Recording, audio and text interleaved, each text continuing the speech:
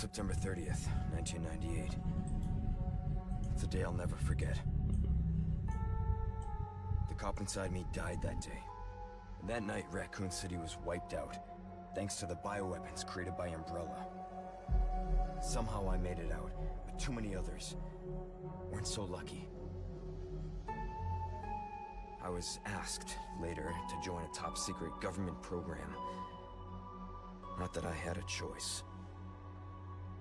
The training, punishing missions, nearly killed me. But at least I kept my mind off everything. If I could just forget what happened that night. The pain, even for a second. This time, it can be different. It has to.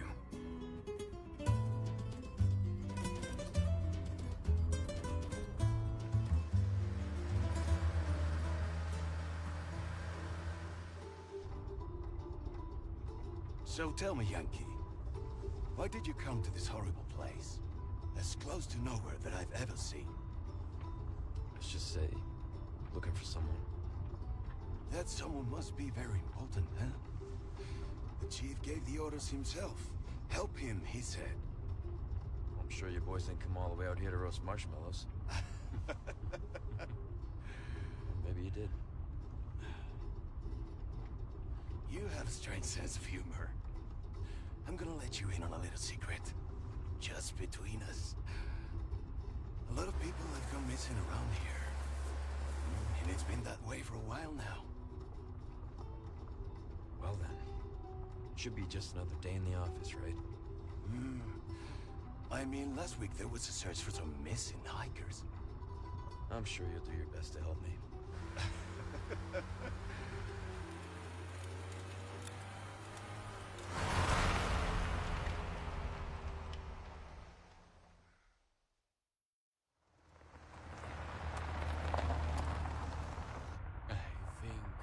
This is it. Nature calls, huh? I'll be right back.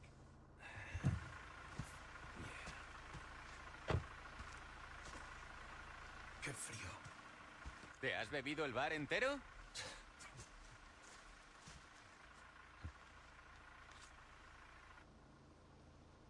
You smoke?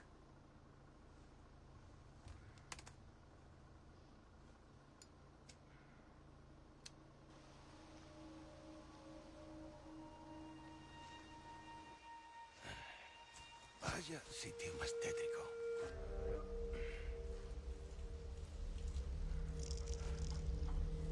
¡Hey!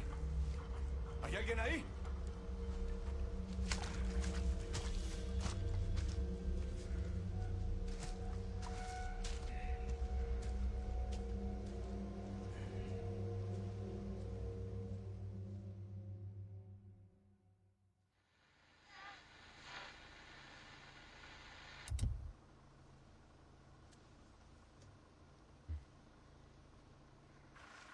He sure is taking his time.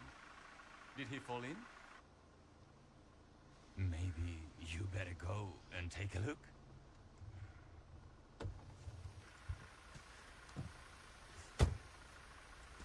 Oh, watch the car. Wouldn't want to get a parking ticket. So much for helping me.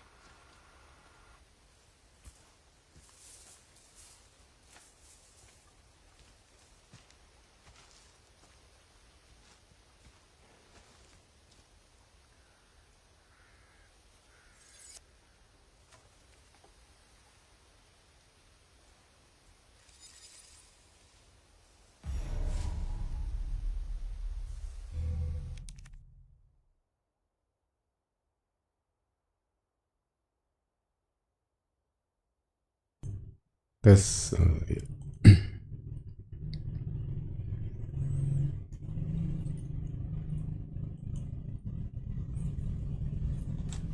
Ya. Bismillahirrahmanirrahim. Assalamualaikum warahmatullahi wabarakatuh. Terima kasih yang sudah bergabung. Ada Kang Asep Haryadi, terus Bang Rudi Manawi, Bang Tamtama Palindungan, Kang Koharudin Tea ya. Assalamualaikum warahmatullahi wabarakatuh ya semuanya. Ya, Bang Rudi Manawi, semoga segala muzakarah itu ini dapat mendapat berkah dari Allah dan Rasulnya. Amin, amin, amin, Allahumma amin, ya rabbal alamin. Ya, sebelum kita mulai, kita ini disclaimer ya. Jadi yang ada di poster yang saya buat itu sebenarnya gimmick. Ini juga gimmick sih. Gimmicknya hanya karena ini ada kostum GoFood-nya nih, kan? Ya, sama dengan kita mengenang almarhum Afan Kurniawan dan Umar tuh. Ada satu lagi ternyata meninggal juga ya. Innalillahi wa inna ilaihi raji'un. Ya, semoga keduanya meraih tempat di barisan husnul khotimah ya. Nah, sebagai disclaimer, cerita ini nggak ada menyambungnya dengan kejadian di Indonesia tentu ya. Dan ini hanya gimmick aja. Gimmick, ada dapat kostum GoFood-nya ya. Kebetulan kan almarhum Kurniawan itu, Afan Kurniawan itu memang lagi ngirim GoFood ya sebenarnya itu. Ini aja, jadi hanya gimmick ya. Jadi ini juga tidak dimaksudkan sebagai balas dendam kepada Brimob, enggak ada urusan sih sebenarnya. Ya, tapi di dalam poster yang saya buat itu memang ada tokoh itu ada. Tapi bukan Brimob, jelas ya. Ini malah ini menyusupnya ke kampung lagi kan. Kampung yang ya terinfeksi lah, jadi kayak zombie tuh ya kan. Nah, ada tokoh yang kayak Brimob itu di poster itu ya. Itu namanya Letnan, kalau nggak salah Letnan sih, Letnan Krauser itu musuhnya ya. Bukan Brimob, dia pasukan ini dia itu tentara bayaran ya. Memang ada nanti ketemu, tapi masih jauh dari sini ya. Masih jauh dari awal game ini. Memang nanti kita duel tuh ya satu lawan satu pakai apa pakai pisau ini bayonet ya gitu ya. Jadi ini tentu saja bukan dimaksudkan untuk pemakzulan ya kepada institusi Polri, wabil khusus Brimob ya. Walaupun ya memang dari perkembangan yang ada yang kita lihat ya, video warga ya, dari wartawan juga ya, itu emang institusi. Bahkan beberapa tokoh ya di Facebook tuh berapa kali tuh saya lihat ya, institusi Polri emang perlu direformasi sih gitu ya, gitu ya. Perlu diketahui juga bahwa saya nih selama 12 atau 13 tahun dinas lah ya, 10 tahunnya itu saya tinggal di asrama polisi ya. Jadi insya Allah kurang lebih saya tahu lah kehidupan para anggota tuh ya. Ya memang sih ada tuh yang posting ngambil screenshot story Instagram para polisi muda yang masih bau kencur tuh ya. Ya ini patut kita akui ya, saya pengalaman di Pontianak gitu.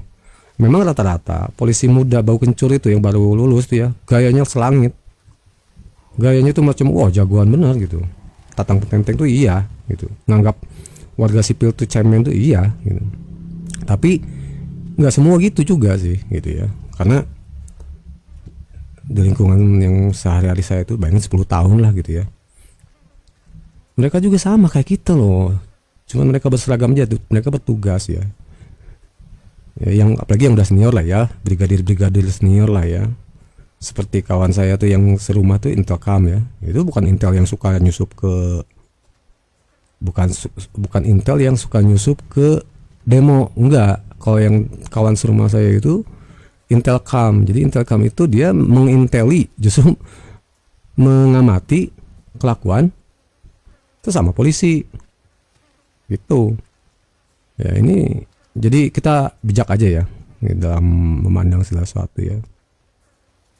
Ya tidak sepenuhnya. Jadi sebenarnya yang kasihan tuh yang di bawah memang ya, yang demo terus yang itu bagian pasukan huru-hara itu kan disebut itu dari Persatuan Samapta tuh kan disebutnya, setahu saya sih gitu ya.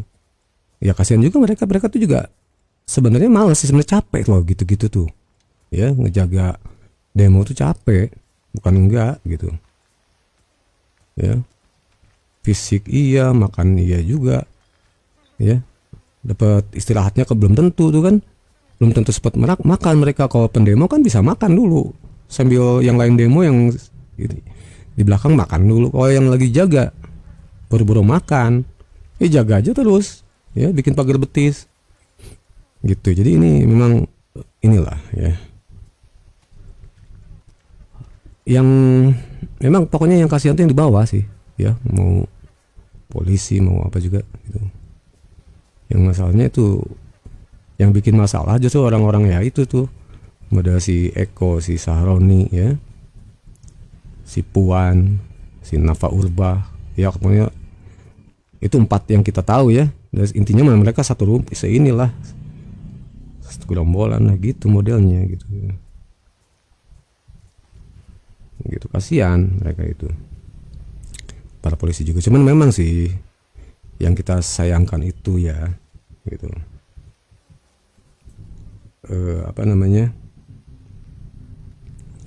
perkembangan terakhir itu ya, ini saya berbagi pengalaman aja sih ya, bukan saya berarti saya udah ahli atau udah tahu segala, enggak juga ya. Jadi ini saya mengambil pengalaman sama masa kuliah dulu dan pengalaman hidup di asrama polisi ya. Jadi warga di situ. Dulu itu waktu kita demo ya, sudah jelas diwanti-wanti ya, jangan anarki, jangan mancing emosi aparat ya, karena mereka juga sama kayak kita, mereka hanya bertugas ya.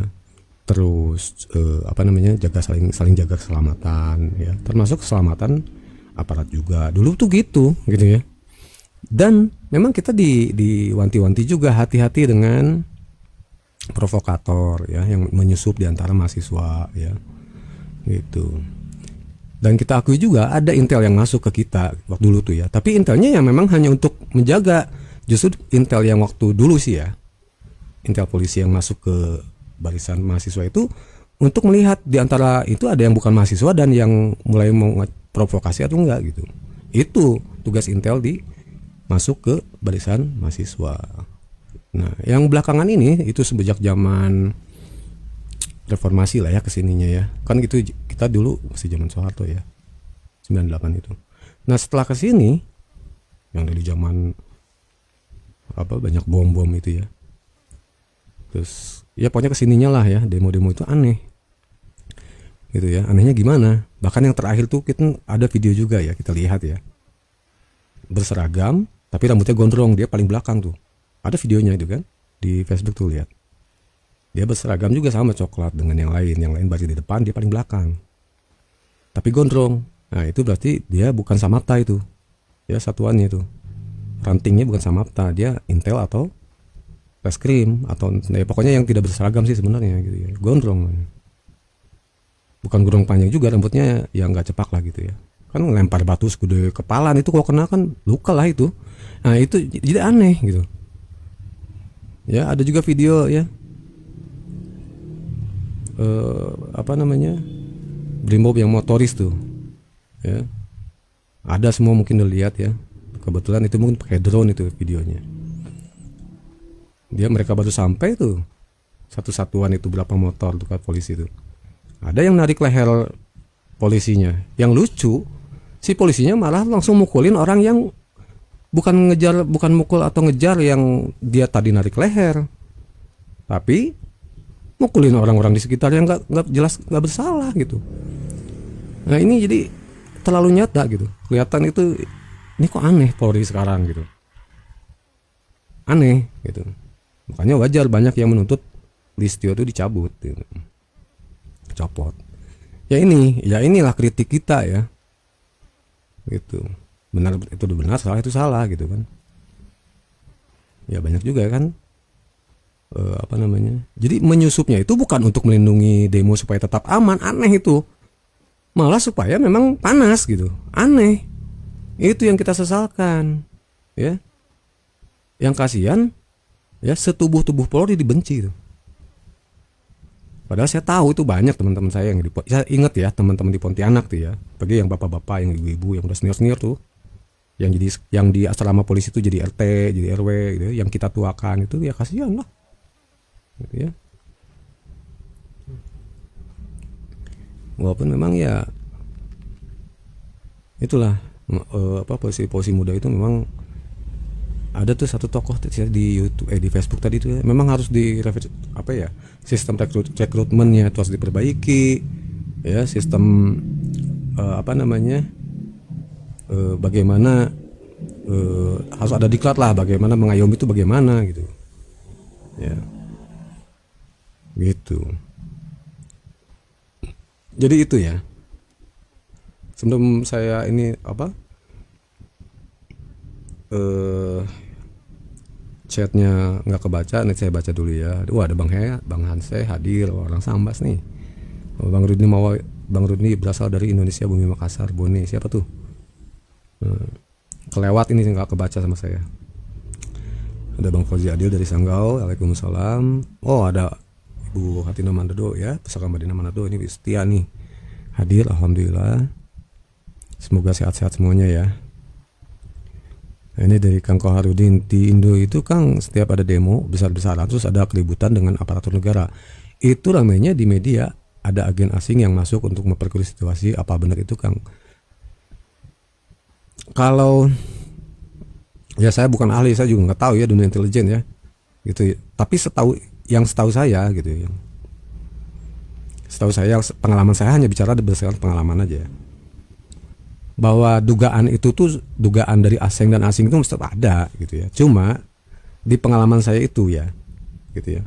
Dulu itu penyusupnya dari PRD itu, Partai Rakyat apa tuh, yang kita tuh waktu zaman mahasiswa hati-hati nih kalau ada yang PRD gitu kan, orasi gitu ya. Kita harus jaga, terus kalau bisa jangan dikasih kesempatan banyak ngomong untuk PRD itu, karena di kalangan mahasiswa sendiri rada ngeri-ngeri itu PLD itu rada afiliasinya ke sosialis komunis dulu ya.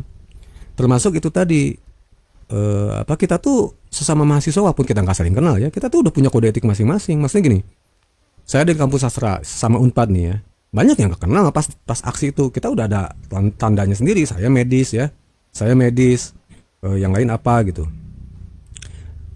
Walaupun nggak saling kenal, kita hanya kenalnya dengan orang-orang yang bareng sekampus ya. Itu pun nggak sekampus pun nggak semuanya kenal kan, cuma tahu aja.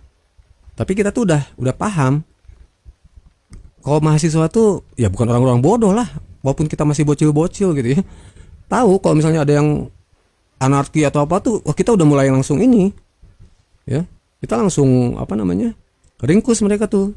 Kita tegur pertama, kita itu ya beda dengan antara yang dia terbawa emosi lalu marah-marah atau lalu mulai anarkis. Itu beda dengan yang memang ini kelihatan gitu. Dan dulu itu kalau intel polisi itu masuknya yaitu justru dia yang duluan ini gitu ya, membidik ini bukan mahasiswa ini kayaknya, atau kalaupun dia mahasiswa dia ini radikal, ini apa maksudnya, dia mau ngacau nih gitu, mau bikin kerusuhan gitu. Nah disitulah fungsi Polri, intelnya itu di situ masuk ke kerumunan massa, karena mengendalikan massa itu bukan hal gampang gitu ya. Nyawa juga taruhannya itu. Kita pun yang demo nyawa juga taruhannya kalau sial-sial tuh ya kan. Gitu. Jadi ya memang sih banyak tangan-tangan ya. Tapi kalau dari perkembangan yang sekarang itu ya nggak tahu lah ya. Banyak juga analisis begini, bahwa kan untuk yang sekarang ini asing tuh bahkan udah nggak perlu turun tangan. Kenapa? Karena dari awalnya udah bensin isi semuanya itu. Seperti yang saya tulis tadi di status sebelumnya itu. Ya. Dari awal kan saya bilang, saya bukan ahli, cuman ya kita punya akal ya. Nggak perlu jadi ahli juga untuk membaca situasi ya. Masalah betul salahnya ya tinggal dilihat di kenyataannya nanti bagaimana gitu. Gitu kan. Itu dari Prabowo jadi menteri bukannya oposisi ya. Terus dari capres juga milihnya Gibran, dengar-dengar isu kan ya, kita nggak tahu lah ya. Yang saya ya biasa, namanya juga dunia medsos ya. Jadi kenapa dulu Prabowo milih Gibran, karena ya dia juga sama oknum di MK kan terancam. Kalau Gibran dicekal berarti dia juga bisa dicekal dari umurnya mungkin.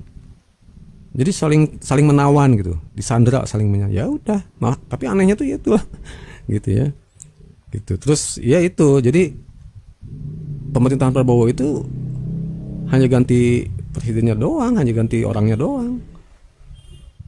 Menteri-menteri yang bercokol yang utama-utama itu Menteri Keuangan, ya, Menteri ini itu ya, segala macam udah disebut semuanya tadi di postingan ya, Sri Mulyani, Luhut, Tito,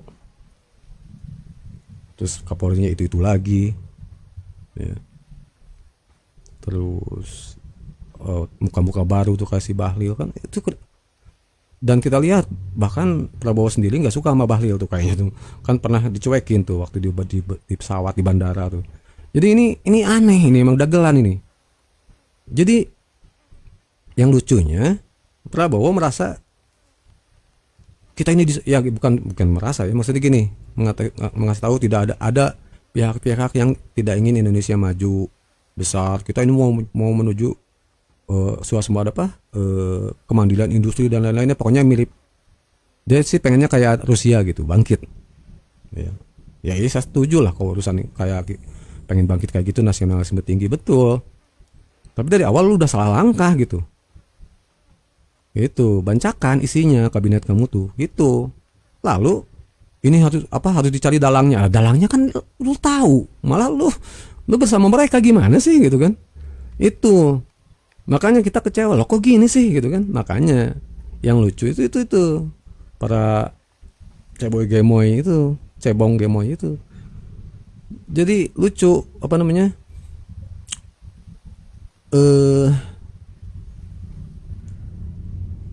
ini kalau kata kitanya tuh ya, kalau bahasa Inggrisnya itu ya juga bahasa Inggris jadi lupa lagi.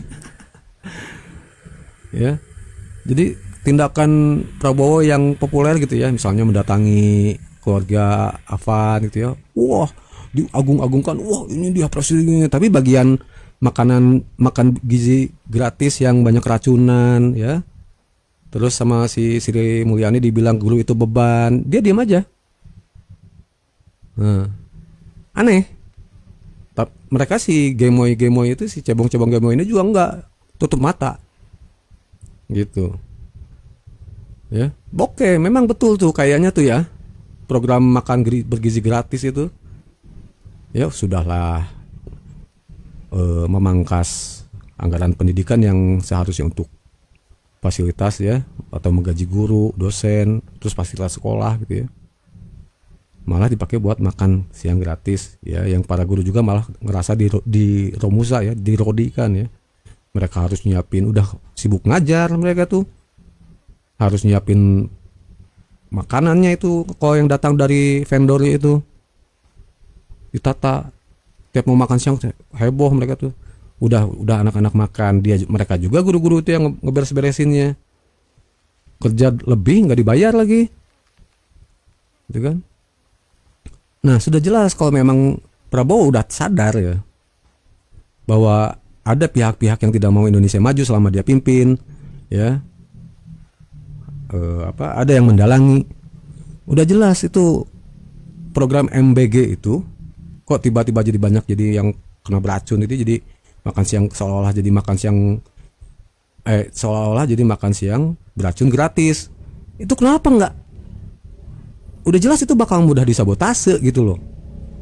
Tapi enggak tuh, nggak pernah dibahas. Lancar, Indonesia sukses selama ini dia. Jadi gimana lah kita mau bilang Prabowo itu korban? Ya. Saya nggak tahu ini lugu banget atau gimana sih Prabowo tuh gitu ya. Bingung saya. Ini ya. Ada Kang Ilahangga, assalamualaikum. Waalaikumsalam warahmatullahi wabarakatuh. Biasa nyimak bangga sih Kang. Jadi memang ini apa namanya, situasi yang ya udah saya bilang juga ini udah ngeri sih sebenarnya ya. Prabowo nggak gerak cepat ya gitu. Dan apa ya, itu seperti saya bilang, bagusnya Prabowo itu kita gabung BRICS ya, itu saja. Tapi udah gitu, itu untuk keluar negerinya ya, untuk urusan luar negeri oke lah ya, itu udah tepat lah kalau menurut saya BRICS itu ya.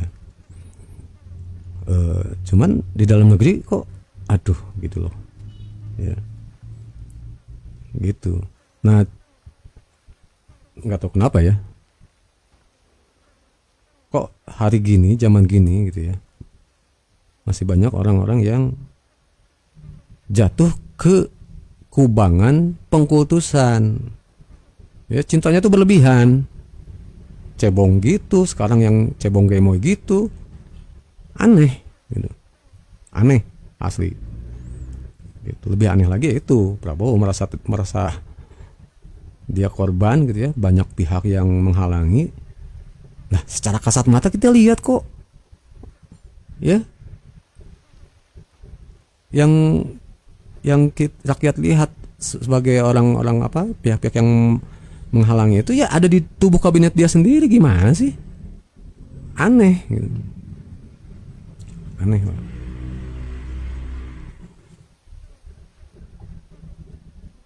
Nah, ini saya jadi kayak ngomel kan. Intinya kita berbagi wawasan, dan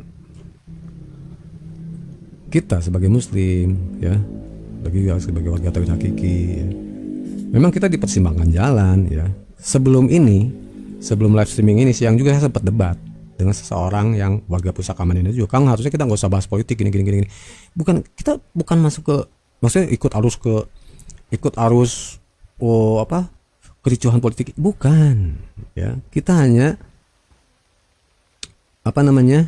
bersuara tuh kalau ada ketidakadilan tuh, apalagi sampai ada, kita lihat sendiri kok itu bagaimana almarhum Afan itu bisa sampai seperti itu ya. Kita tidak bisa diam gitu. Itu diam itu dosa kok kata saya ya.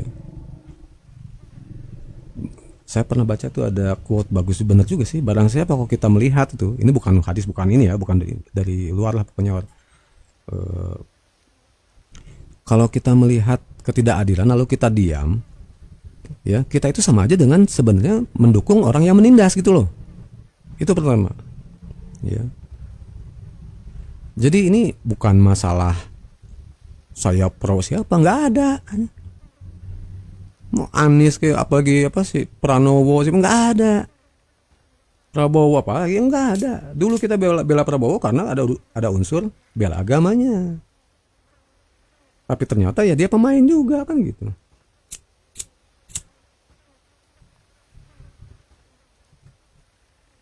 Gitu. Jadi apa namanya? Betul bahwa sekarang ini di mana-mana ya. Dulu Arab Spring ya. Tadi itu ada yang komen Indonesia Spring. Iya sih. Ya. Tapi memang kalau kita baca dari awalnya, ya dari awalnya seperti saya bilang, saya istilahkan dari awalnya Prabowo emang udah nyebar bensin. Itu tinggal kapan aja ada percikan tuh. Ya. Jadi di satu sisi ada juga yang ini yang saya lihat ya. Ada tuh di Facebook tuh. Dia sepertinya cebong gemoy ya. Kok sampai tega-teganya gitu ngomong. Si Afan tuh demo bukan mati. Ya itu dia mati. Aduh, gimana yang ngomonginnya? Aduh, saya sampai gak tega ngeliat juga. Aduh, gila itu orang. Jadi disyukur-syukurin gitu sih. Apa Afan meninggal tuh? Salah dia gitu, ada di situ. Itu nggak tahu tolol entah otaknya bocor ya, hatinya banyak dosa gitu, sampai bisa batu kayak gitu. Jadi di kadar ini cebong gemoy itu udah nggak ada bedanya dengan cebong masa lalu. Makanya saya sebut cebong gemoy.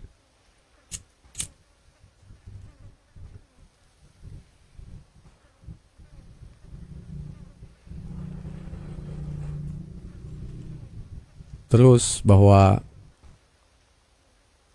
apa namanya? Ya banyak juga dari kalangan eskatologi katanya yang sebenarnya tidak setuju. Bukan berarti kita membiarkan, bukan berarti kita itu pro dengan pemerintah yang sekarang. Bukan juga seperti Wahabi yang anti demo, ya, bukan juga seperti para cebong gemoy ya yang tidak suka dengan demo-demo itu karena junjungannya terancam gitu kan.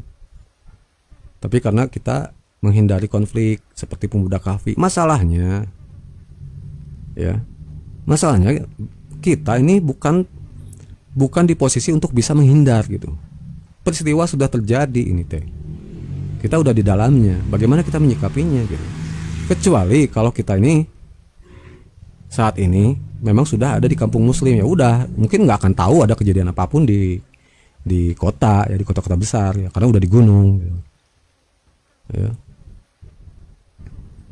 Gitu. Dan kita harus sadar juga bahwa kita tahu kita ini di alam demokrasi ya, dan demokrasi itu bukan sistem Islam ya. Tapi kita sudah ada di secara qadarullah ya, akhir zaman ya, itu udah kehendak Allah juga. Muslim akhir zaman itu udah akan mengalami 5 masa itu yang sekarang disebut-sebut sebagai masa bukan Jabarian gitu, pemerintahan yang menggigit kejam gitu. Buktinya apa ya? Semua negara demokrasi sistemnya atau monarki. Monarkinya juga sekuler lagi, nggak ada jauh lah dengan demokrasi kan. Nah bagaimana kita menyikapinya gitu loh.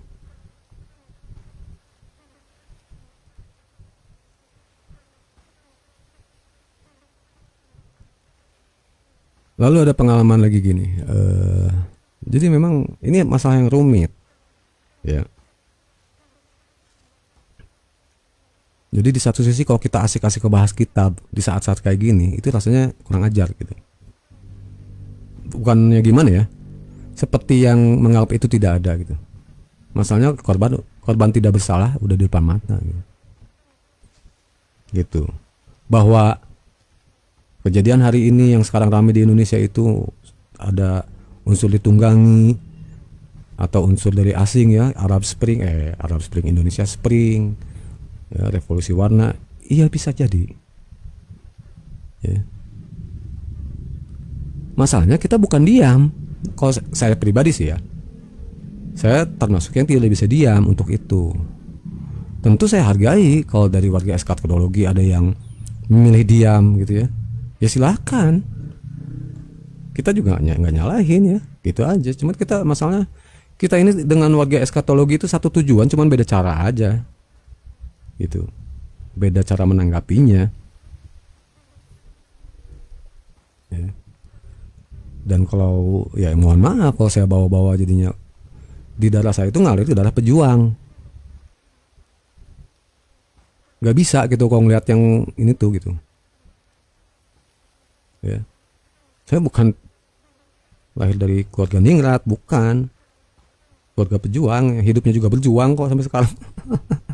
Kelas jelata juga gitu ya. Jadi nggak bisa kalau saya tuh ngeliat yang ada ketidakadilan, diam. Nggak bisa. Gitu. Dan kalau harus mengikuti Al-Kahfi atau pemuda Kahfi, kita kita masuk guanya dengan cara diam, bukan secara fisik kita ke kampung muslim gunung gitu, enggak. Ya itu bukan cara saya, itu aja. Iya. Nah, tapi setidaknya kita di tengah kericuhan ini kita bisa memilah gitu. Makanya saya bicara, kita pilah nih ya. Polisi yang bagusnya gimana? Kenapa polisi sekarang begitu? Terus posisi kita gimana? Pendemo ini. Ya, kondisinya dengan status Prabowo itu yang lucu ya. Dia itu merasa korban, tapi dia juga di lingkungan dia itu, dan dia keputusan dia juga sama-sama menyakiti rakyat. Ya. Koruptor dibebaskan, Setia Novanto. Ya. Mantan koruptor dikasih bintang Mahaputra. Itu gimana sih? Di saat justru di hari yang sama rakyat lagi demo. Gimana sih? Gitu. Betul, kita tidak sedang membela demokrasi, tidak. Saya pun keberatan ketika Afan disebut sebagai pahlawan demokrasi. Saya keberatan sebenarnya di hati. Makanya nggak pernah saya sebut sebagai pahlawan demokrasi. Nggak ada urusan dengan demokrasi. Yang urusan saya adalah ini seorang muslim, kalaupun bukan seorang muslim ya, seorang rakyat kecil yang sedang berjuang cari nafkah, ya, itu betul-betul dizalimi. Gak ada unsur ketidaksengajaan, itu udah diseruduk kok, ya. Jadi untuk ketidakadilan saya tidak bisa diam, itu aja. Kalau Anda tidak setuju, bahkan kalau disangkut-sangkutkan dengan pusaka Madinah Tauhid Hakiki, wah, Tauhid Hakiki pusaka Madinah di tangan si Adam dibawanya ke kayak gini. Ntar dulu, sabar kamu. Ya, ada pengalaman. Saya juga belajar dari almarhum Kiai Haji Undang Silat, mursyid saya. Ya, ini kita cerita nih. Ya. Dulu waktu saya masih dinas di Pontianak itu, ya, itu juga masa genting ketika pilkada tuh. Apa? Jadi dulu itu tradisinya selama ini di Kalimantan Barat itu, ya, semua pasangan paslon itu, calon-calon gubernur itu, pasangannya itu sudah jadi tradisi atau rahasia umum lah, atau sudah jadi kesepakatan moral gitu ya. Pasangannya itu satu Melayu, satu pasangannya tuh ya, satu orang dari Melayu perwakilan, satu lagi dari suku Dayak atau dari Tionghoa. Jadi seimbang gitu. Jadi mereka berdua tuh, yang satu jadi calon gubernur, yang satu calon wakil gubernur gitu. Nah, pada waktu itu ini ada satu calon muncul dari PDI. Ini beda sendiri. Dia Dayak, yang satunya Tionghoa. Wah, heboh itu. Ya, bahkan genting dulu itu juga. Dulu juga genting loh. Ya, bahkan isunya di daerah itu, ya, Saya lupa nama akhirnya memang jadi gubernur itu pasangan itu. Nah saya lupa namanya di mana, yang kalau nggak salah yang jadi gubernurnya itu dari Ngabang itu.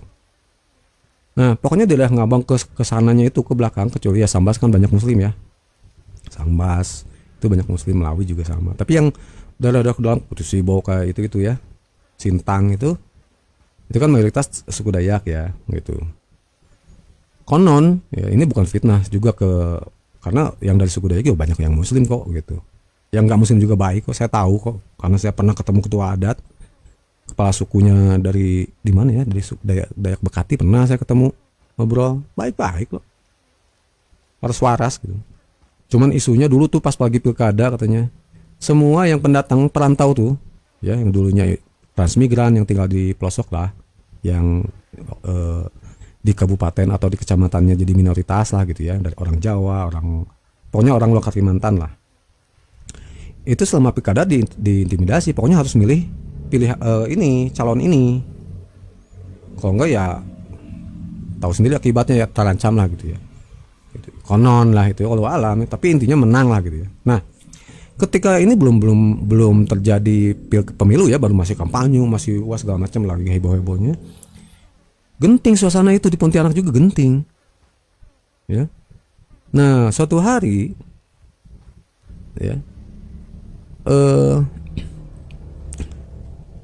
dari wakil Muspida lah mungkin ya. Saya juga nggak tahu detailnya. Jadi dari Korem komandannya datang kumpul gitu ya untuk membicarakan bagaimana supaya pilkada ini tidak jadi chaos ya, sama warga itu walaupun ada perbedaan tetap kita ini tujuannya sama lah gitu, sistem pemerintahan tetap berjalan segala macam lah, tidak jadi chaos lah intinya. Nah salah satunya yang diundang itu dari kalangan ulama, dan siapakah ulama yang dipanggil? Ternyata mursyid kita Kiai Haji Undang Sirait waktu itu diundang untuk memberikan tanggapannya mengenai situasi ini. Beliau datang cerita, kok saya tunjukkan tuh masuk koran beliau tuh ya. Lalu beliau bilang gini ketika ditanya gitu kan, itu katanya sampai komandan Koremnya muji katanya, wah ini dari sekian pendapat ya terutama dari ulama ini yang menyejukkan katanya kan gitu ya. Tapi menyejukkannya bukan menyejukkan menjilat, enggak, tegas, bagus itu. Apa coba? Bagaimana pendapatnya ini tentang Pak Ustadz katanya, Pak Kiai, ini calonnya begini ya, yang dari non muslim gini segala macam lah dibicarakan. Apa secara tauhid jawab bahwa sesungguhnya ya apapun ya, terutama yang jadi pemimpin itu katanya, pemimpin umat itu ya, atau pemimpin wilayah ya, presiden sekalian, itu sudah ada dalam Lauh Mahfuz, sudah ada dalam catatan Allah. Oh jadi ya jadi gitu, akan terjadi ya. Jadi tidak usah dijadikan masalah yang bagaimana gitu. Kita berserah, kita melakukan yang terbaik dari sisi kita ya. Tapi hasil tuh mau siapapun yang jadi itu udah kehendak Allah gitu loh. Allah yang ngangkatnya itu. Nah loh gimana kan gitu. Nah itu juga sama. Jadi setelah itu ya memang aura hawa genting tuh mungkin Bang Hanseng ngerasakan ya, Bang Fauzi Adil merasakan dulu mungkin tuh ya, jam hari-hari itu tuh ya. Nah beberapa hari kemudian guru kita itu mursyid Kiai Haji Undang Sirait itu mengajak murid-murid semua, yuk selain itu ya kita silakan kalian jadi warga negara yang baik lah gitu ya. Setelah kita tuh nggak ada suruh milih siapa, nggak ada gitu ya. Nah tapi situasi genting ini, mari sekarang kita doa, kita adakan ratib khusus tuh waktu itu, ratib kita kumpul akhirnya semua tuh kumpul di masjid mana kita lupa saya, tapi dekat-dekat rumah beliau juga. Kita ratiban berapa jam itu ya, kita mohon berdoa kepada Allah semoga apapun yang terjadi kita Kalimantan Barat ini ya Allah lindungi gitu, Allah jaga ya dari kehendak Allah yang lainnya, yaitu misalnya chaos itu kan kehendak Allah juga ya, mau chaos mau damai itu kehendak Allah loh Ini kita bicara hakiki ini. Ya. Itu, tapi kita tetap ikhtiar. Ikhtiarnya kita ratiban. Kita punyanya apa? Ratiban ya, kita ratiban, berdoa lah. Rame-rame gitu. Saya ikut waktu itu.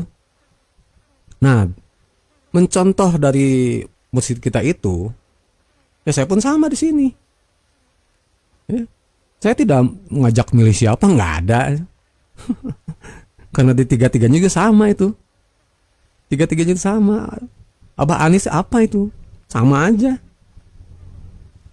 Ya. Tapi di sini peran saya adalah seperti apa gitu. Ini situasinya begini, yang salah nih. Ini masalahnya dia gini.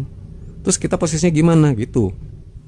Bagaimana kita menyikapi kasus Afan dan Umar yang jadi korban itu. Dan bagaimana kita melihat menyikapi yang jadi provokatornya kok malah aparat gitu, bingung. Sedangkan aparat itu, polisi itu di bawah presiden langsung, gimana sih? Gitu loh. Jadi artinya apa? Antara presiden dengan Kapolri itu ada apa gitu? Ya. Aneh gitu. Terus juga dengan DPR gitu. Ya, jadi ini hal yang rumit ya sebenarnya.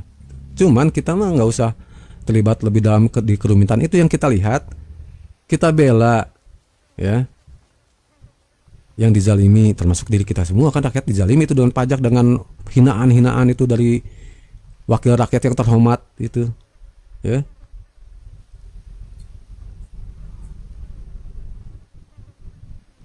Kita bicara, angkat bicara ya, kita ributkan. Kenapa? Apa kita tuntut itu kematian Afan dan Umar itu? Kenapa?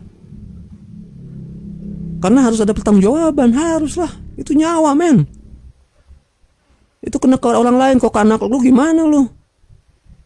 Nyaman aja, cuman minta maaf, selesai udah gitu. Ini lagi yang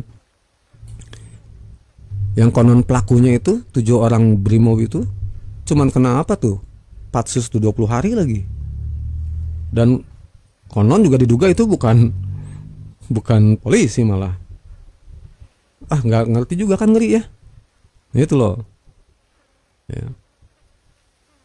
Juga kita juga ini sih, apa namanya, prihatin ya. Seperti saya bilang di postingan ya. Dulu saya juga demonstran ya, mahasiswa lah gitu ya, ikut demo. Tapi nggak ada tuh bakar-bakar. Kok sekarang tuh ada bakar-bakar tuh aneh. Ya, karena ada juga mahasiswa yang dia bikin story IG gitu ya. Dia ikut waktu demo itu. Ya, kami semua mahasiswa dan rakyat mah biasa aja, damai. Dan sebelum jam 6 ya, jam 6 pada pulang. Nah, mulai jam 6 itu banyak tuh orang-orang yang entah siapa itu, kalangan mana itu, tiba-tiba ini gitu. Bakar-bakar lah ini itu. Nah, itu. Ya. Terakhir ada yang saya kaget juga, saya juga kaget loh, kenapa sih harus sampai ngebakar, apalagi yang di Bandung. Saya juga kaget, hah, di Bandung, di Gedung Sate deket loh itu, nggak terlalu jauh dari rumah. Ya. Hah, ada yang dibakar. Oh, ternyata itu diduga rumah dinasnya si Sahroni. Lah, kalau dipikir-pikir itu mah kan rumah dinas. Rumah dinas mah tuh fasilitas umum, itu dari uang rakyat, bukan rumah pribadi gitu ya. Sampai dibakar gitu, ini gimana ya? Gitu. Terus yang lebih kaget lagi, yang ternyata saya lihat itu, aduh, yang di Makassar itu DPRD-nya kan sampai bubuk itu, udah jadi abu itu. Betul-betul gile itu, pol itu dibakarnya tuh gila. Kaget saya juga, ternyata oh, ada yang nge-share video. Jadi itu ulah mereka sendiri sih. Aduh, DPRD-nya memang kurang ajar juga sih. Aduh, gimana ya? Lucu aja kalau baca, konyol itu asli. Jadi di bawah lagi pada demo rakyat tuh. Di lantai atas beberapa orang anggota dewan, entah pegawai di kantor itu, kan kita nggak tahu ya. Tapi yang pasti dengan santainya gitu, ngeliat ke bawah nonton yang demo sambil makan. Dan makannya berjamaah 2-3 orang itu.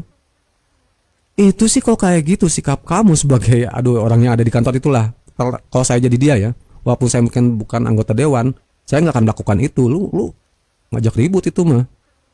Ya, kalau udah sikap kamu kayak gitu, udah nggak perlu ada provokator sebenarnya. Kau nantang rakyat itu. Jadi pantesan saya bilang tuh yang di Makassar gedung DPRD-nya sampai betul-betul rata dengan tanah itu. sampai sebrutal itu. Oh pantesan atau kelakuannya kayak gitu. Nah ini prihatin lah kita memang. Dan memang ini apa artinya setelah reformasi itu sistem di kita ternyata lebih bobrok ya. Sampai ke mentalnya nggak tahu malu tuh udah edan gitu. Ya. Buktinya apa? Video Bambang Pacul dulu beberapa tahun yang lalu tuh kan membuktikan bahwa anggota dewan dan orang-orang partai itu nggak mendengarkan rakyat, dia dengarnya ketua umum partai. Nyata itu. Itulah borok demokrasi. Suara rakyat, suara Tuhan boro-boro. Ya, suara rakyat dia tampung. Yang milih duduk DPR siapa? Rakyat Tuhan, bukan partai. Jadi petugas partai, udah ada istilah petugas partai aja udah nyesekin itu. Bukan petugas rakyat kan?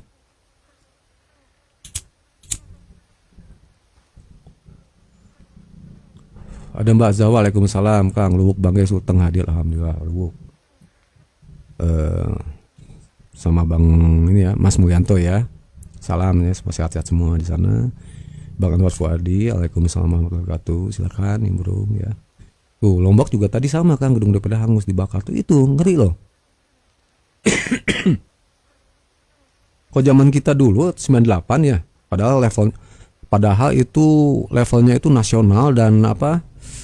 Bukan level nasional disebutnya tuh ya.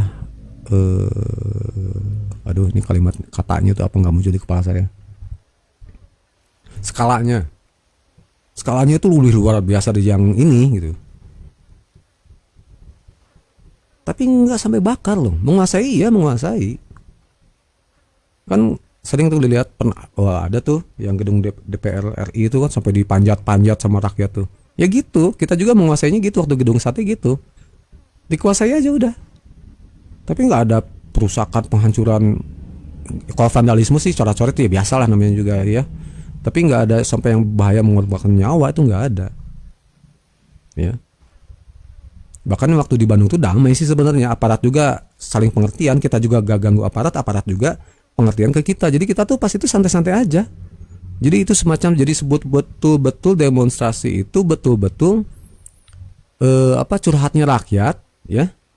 Terus kita rayakan bersama dengan aparat juga ya. Aparat cuma bertugas menjaga jangan sampai ada yang mencelakai pendemo, menjaga juga jangan sampai ada yang menghasut pendemo gitu.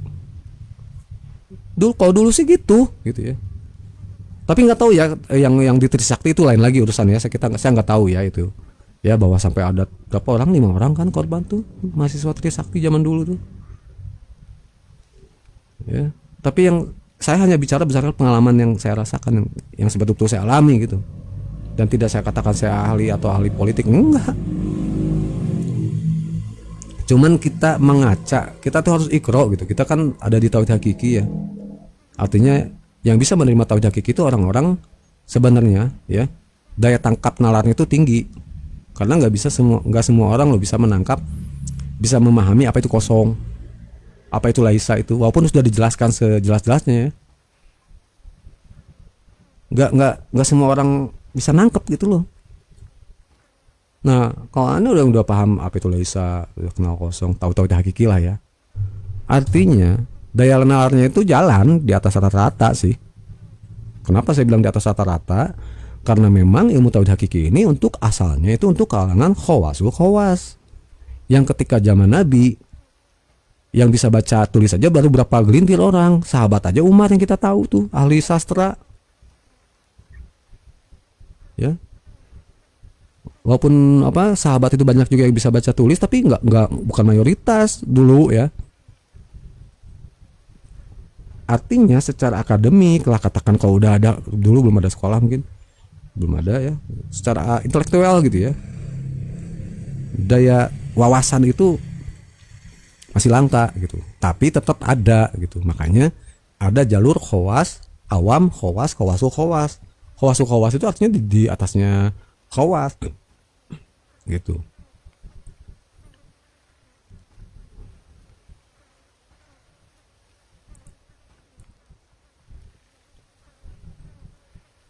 Jadi ya memang kita prihatin loh asli. Ini sebenarnya ini masa-masa deg-degan loh.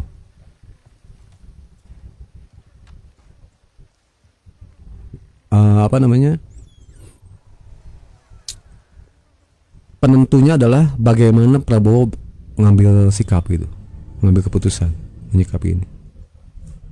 Oh, kalau Prabowo terlambat, habis kita ini. Ngeri gitu. Ya supaya saya tidak terlalu isinya ngomel melulu, kita lanjut jalan ini ya. Walaupun sebenarnya saya juga kurang suka sama game yang ini teh. Cuma taman sekali udah aja males. Saya lebih suka yang sebelumnya ya, yang di kantor polisi itu.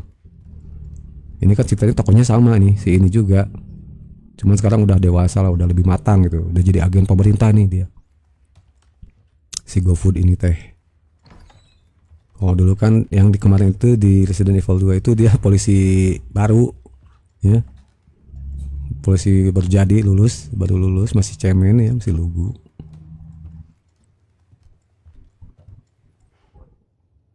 Oh ya, nanti kita belum masuk ya ke masalah demo itu dalam Islam gimana gitu ya. Ya, sebentar saya istirahat dulu, ini capek juga nih ngomong. Ini tadi ngomong berapa menit tuh?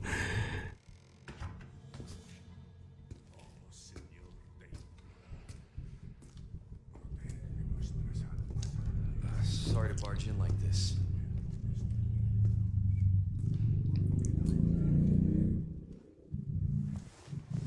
Busco a un policía. Vino aquí?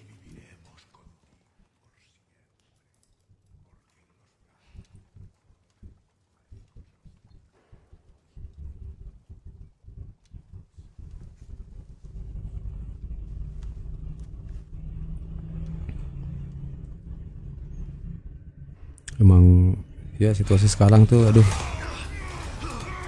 ngeri suasananya.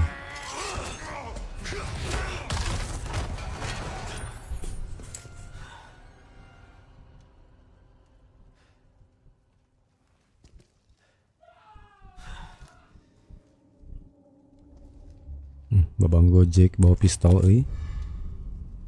This is not good. Man, that stinks.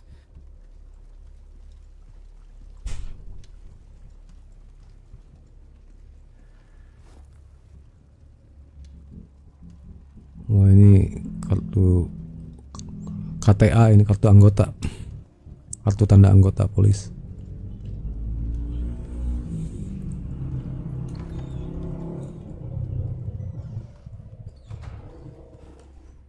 Ini mau nganter GoFood kemana dia? Ke pelosok gini ceritanya.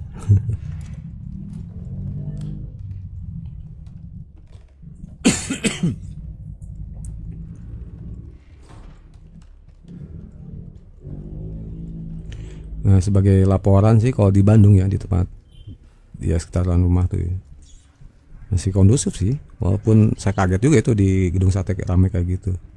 Tapi kalau di sekitar sih masih biasa, normal-normal aja gitu. Cuman memang pas saya keluar itu malam minggu itu sepi. Ya, agak lebih sepi daripada sebelumnya, lebih daripada biasanya. Maksudnya nggak hening juga gitu ya, nggak kosong. Cuman orang yang keluar tuh kayaknya lebih sedikit, anak-anak muda, atau entah karena hujan atau gimana, saya juga bingung. Tapi kemungkinan juga ada unsur pengaruh dari demo lagi mungkin ya.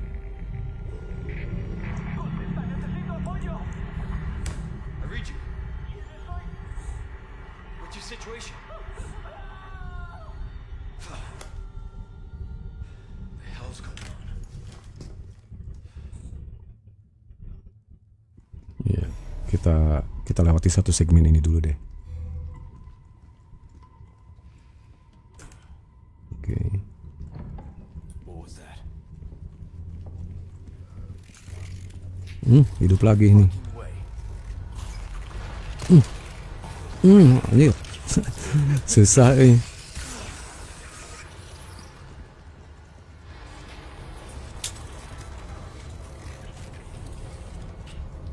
kita teh kemana ya?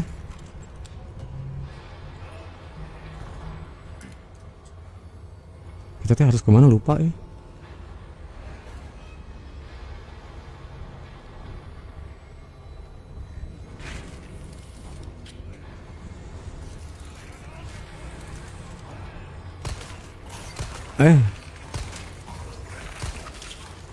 Udah lama nggak main ini, lupa jadi harus kemana itu teh.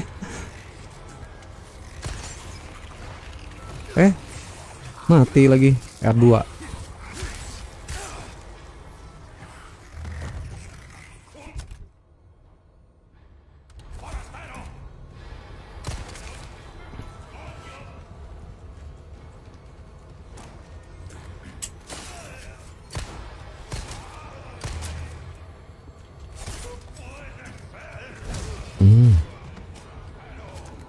Aduh, pelurunya habis. Kita harus kemana? Oh, ke sini.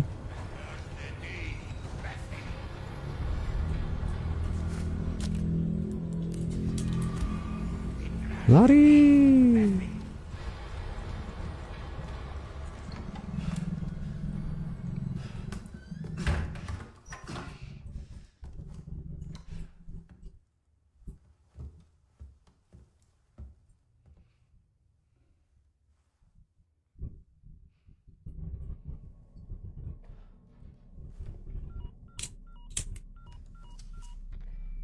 Bruce, this is Condor 1. Hunnigan here. What's your sit rep? President's daughter, Baby Eagle. It's likely she's in this Nah, village. setelah segmen ini kita baru mulai nih. Kita bahas Well done. demo ya. Need a location. Kedudukannya gimana itu? Walaupun ya She may have been taken there. Copy that. kita analisis secara amatiran aja sih. Hurry up. Something's happened to the people here. My escorts are.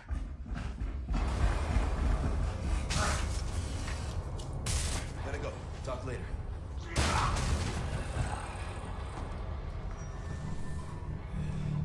I'll let myself out.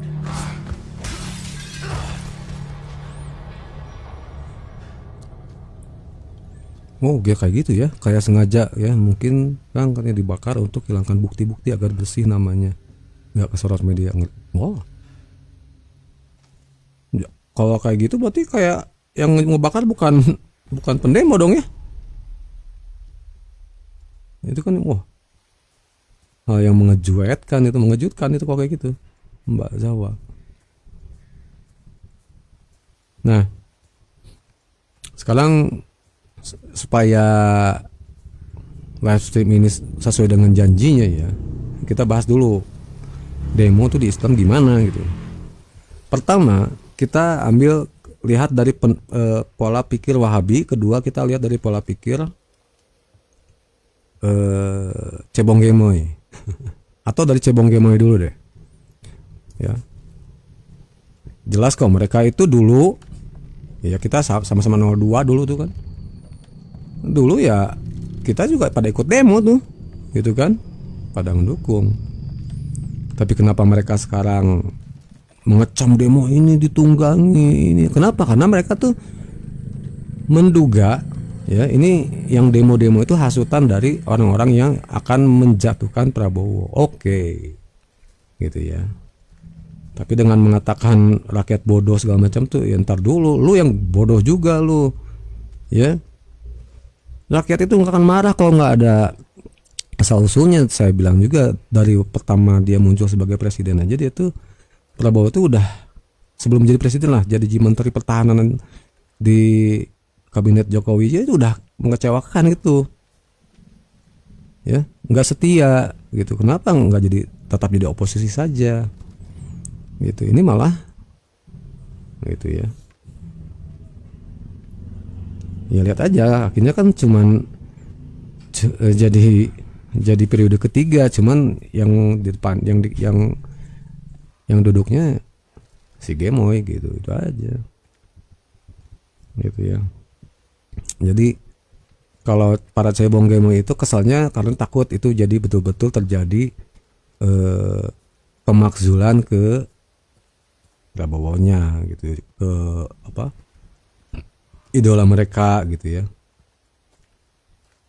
Makanya saya aneh zaman hari gini ya masih aduh mati habis pelurunya. Masih kena ke pengkultusan manusia gitu, gimana sih? Kayak harus betul terus gitu. Kalau kita tuh lihat realistis gitu. Kita tuh bela karena ada yang layak dibela gitu, bukan hanya karena ketokohannya gitu loh. Aneh gitu. Nah, sekarang kalau dari sisi Wahabi gimana? Wahabi itu ya, kenapa dia diajarkan anti demo? Mereka itu memanfaatkan ayat itu ya, atiullah wa rasul, atiullah ya, rasulah dan wa ulil amri itu.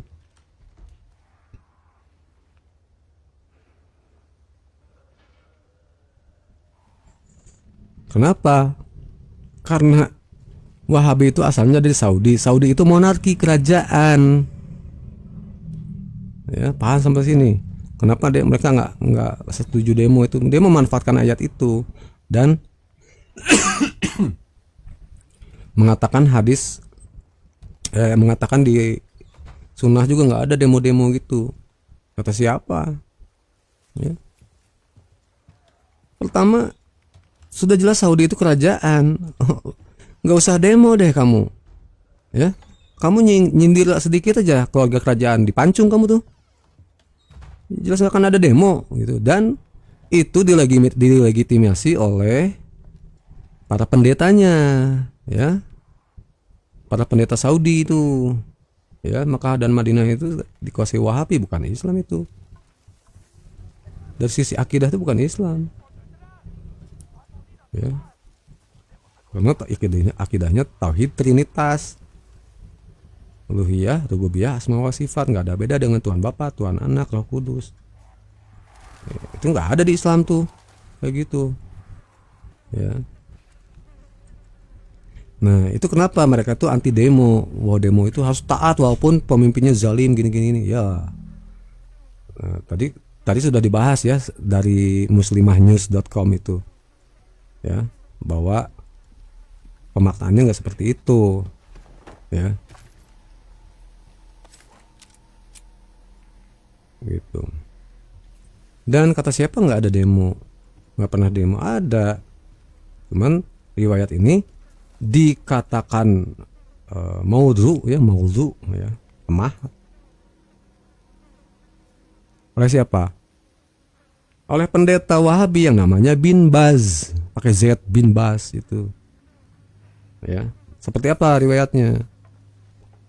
Ya, itu ketika Sayyidina Umar bin Khattab sudah masuk Islam, ya, syiar Islam dilakukan sembunyi-sembunyi, ya. Mungkin semua juga udah tahu kan, seperti apa riwayatnya. Lalu beliau Sayyidina Umar itu bertanya kepada Rasulullah, ya Rasulullah, kita ini ada berdiri di atas kebenaran atau tidak sih sebenarnya? Ya jelas di kebenaran lah gitu ya. Kalau gitu kenapa kita sembunyi-sembunyi gitu? Kenapa kita sembunyi-sembunyi? Nah, dari situlah akhirnya ya Sayyidina Umar memimpin satu barisan dengan sepupunya kalau tidak salah itu ya, Hamzah. Itu dua-duanya jawara tuh. Jawara yang ditakuti di Mekah itu. Disegani lah gitu. Buat dua barisan muslim tuh. Demo lah, demonya apa? Kehadapan ke Ka'bah tuh, ya, ke Ka'bah melakukan sholat. Tentu sholatnya masih yang belum sholat seperti waktu udah turun Isra Mi'raj lah gitu ya. Nah, itu demo itu. Apalagi kalau bukan demo disebutnya itu, gitu. Demonstrasi, unjuk rasa, itu kan unjuk rasa itu. Menyatakan gue nih gue muslim tuh ngapain? Gue tidak ganggu lu gitu, ya. Kita ada hak asasi kan ceritanya gitulah. Kalau mau diperlebar ya. Bentuk demonstrasi yang lainnya. Ya. Pernah dilakukan secara mandiri malah tuh sama Sayyidina Umar bin Khattab juga lah gitu. Makanya saya ngefans banget di antara para sahabat yang 4 itu, saya paling ngefans ke Sayyidina Umar sebenarnya. Ya. Beliau demo sendirian tuh. Ketika orang lain hijrah ya, muslim yang lain hijrahnya sembunyi-sembunyi malamnya gitu kan. Sembunyi-sembunyi dan bergelombang, ada yang ke Habasyah, Ethiopia, nyeberang tuh Laut Merah. Ada yang ke Madinah. Nah, Sayyidina Umar langsung tuh pas siang-siang itu. Siang-siang itu kan Ka'bah, sekitaran Ka'bah itu tempat nongkrongnya para pembesar Quraisy tuh, di sekelilingnya kedai-kedai di situ tuh. Beliau tuh langsung di depan Ka'bah itu.